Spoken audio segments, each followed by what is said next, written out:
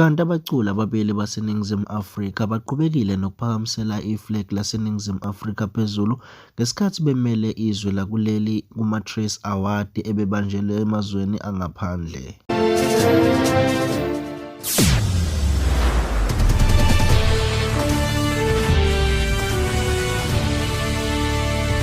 Mbuko lesilithi Kuhle TV siyakubingelela noma uyaqala ungena ku-YouTube channel yethu ungakhohlwa ukuncofoza usubscribe ukuze sikwethulele zonke esiqhubekayo.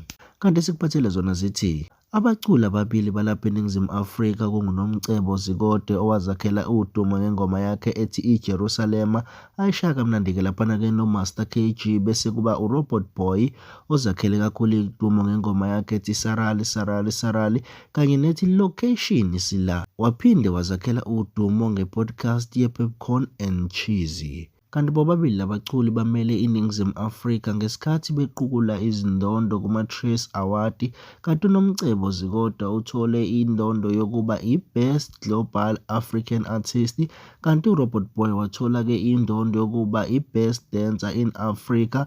Bobabili baliphakamisele phezulu izwe laseNingizimu Afrika.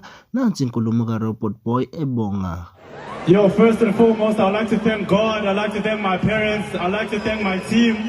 Big shout out to Trace, big shout out to Kelvin Mercy, big shout out to Team Robot. This one is for South Africa.